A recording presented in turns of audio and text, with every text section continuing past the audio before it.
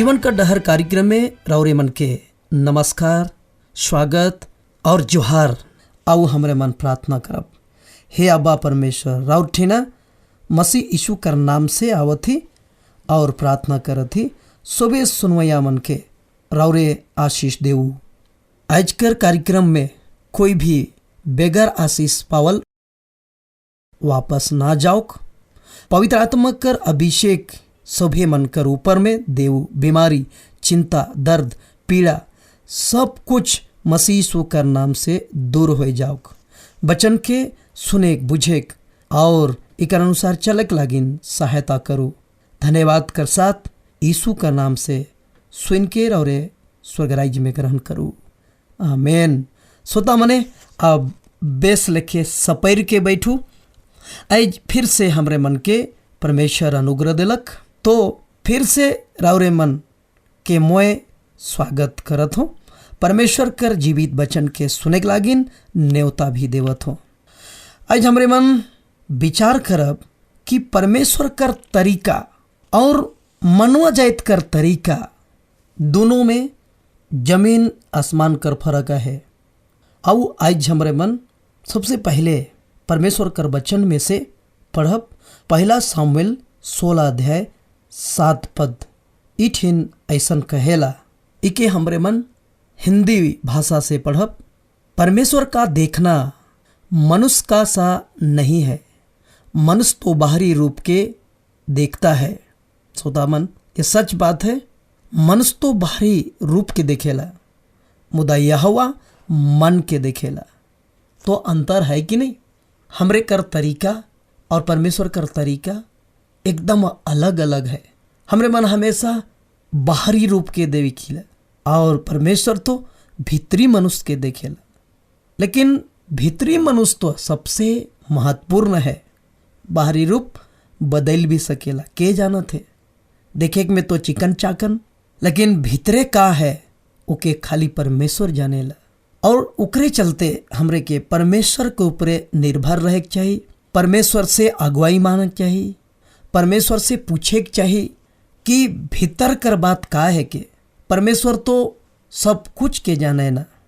अगर हम यशायाह नबी कर किताब 55 अध्याय 8 और 9 पद के पढ़ब तो हियाँ कहेला, तोर विचार और हमर विचार दोनों में आकाश जमीन कर फर्क है।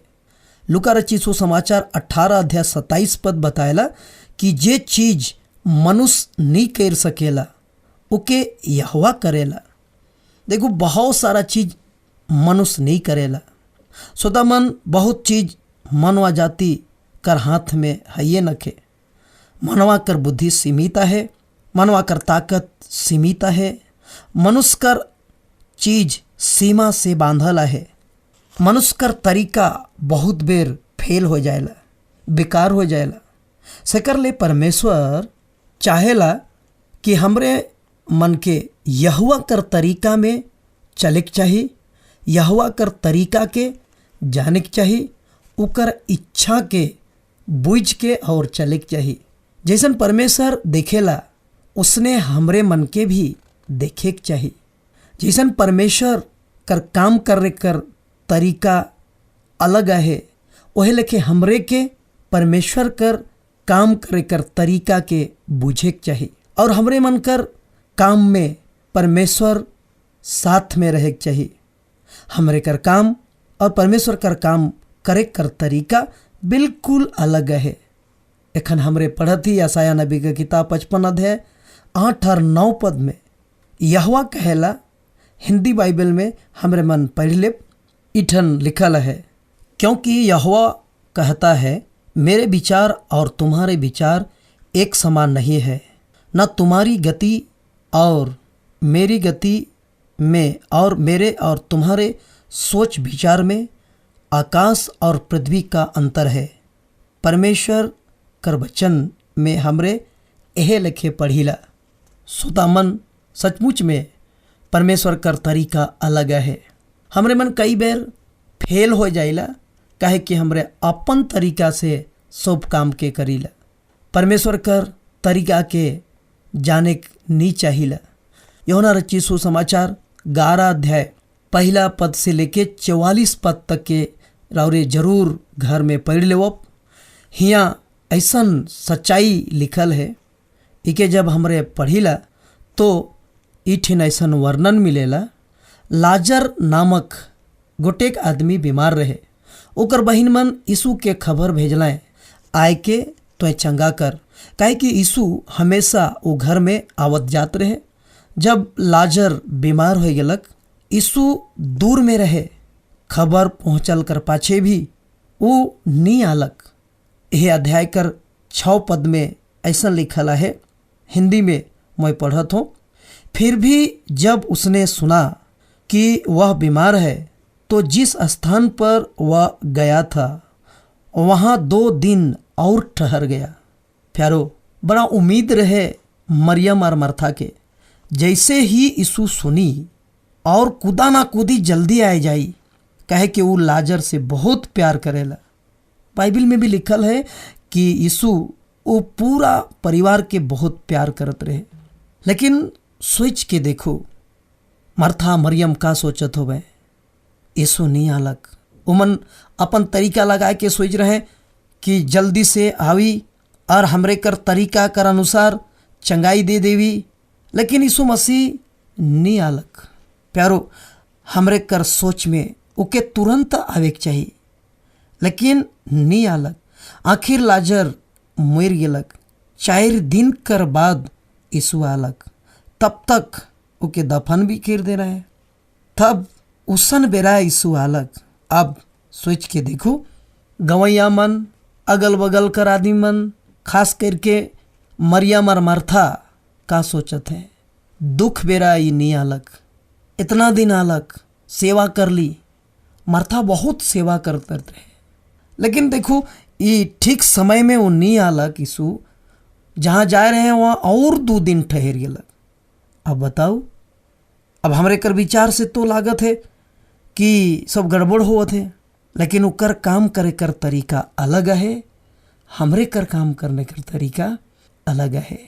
आलक उकर पाछे कबर ठिन गेलक और लाजर के जिंदा कर देलक।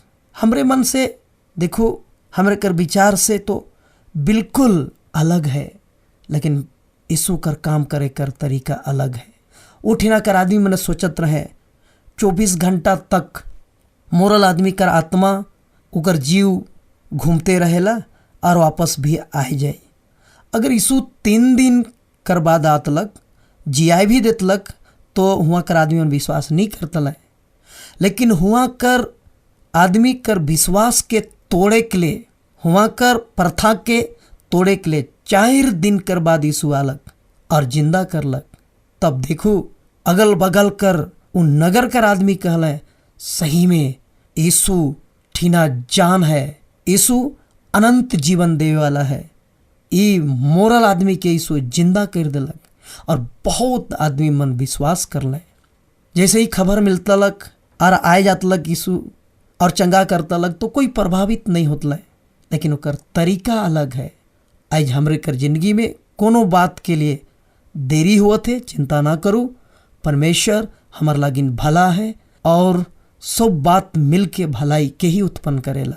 आओ हमरे मन प्रार्थना करब। हे आबा परमेश्वर, आज कर सुंदर प्रकाशन लागिन राउरे के बहुत बहुत धन्यवाद देव थी। सुनवैया मन के आशीष देवू, बुद्धि और ज्ञान के खोलू, राउर ऊपर निर्भर रहे के लागिन सहायता करूँ, चिंता से मुक्त करूँ, बीमारी यीशु कर नाम से दूर हो जाओ। धन्यवाद देव थी प्रभु, राउर तरीका लागिन जे हमरे कर तरीका से बहुत फर्क है। सभी मन के आशीष कर साथ विदा करूँ। धन्यवाद देव थी प्रार्थना के सुने के लागिन, और ये प्रार्थना यीशु का नाम से मांगा थी, आमीन। परमेश्वर और मन के आज कर बच्चन में बहुत आशीष देवक। सभी मन के जोहार।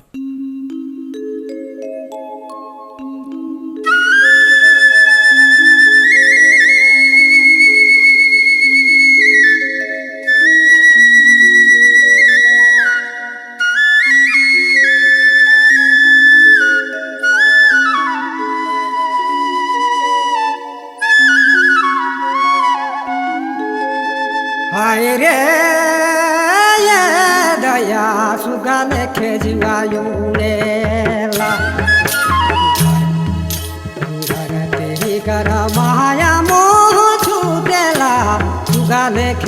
जीवायुड़ेला भरती कर माया मोह छूटेला सुगा लेके जीवायुड़ेला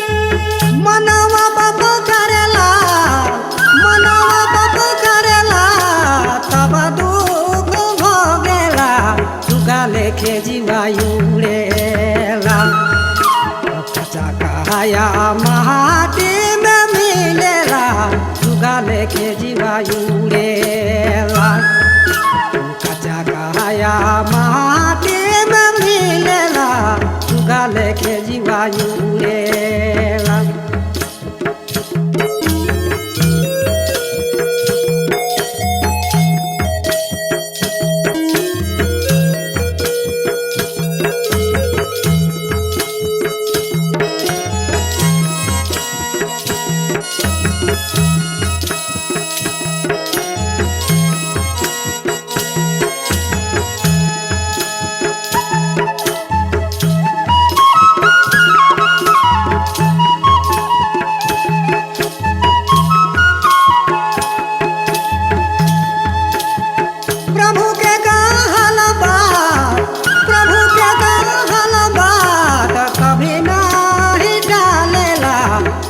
लेके जीवायुड़ेला करनी कर हम फल मिलेला सुगा लेके जीवायुड़ेला भरती कर माया मोह छूटेला सुगा लेके जीवायुड़ेला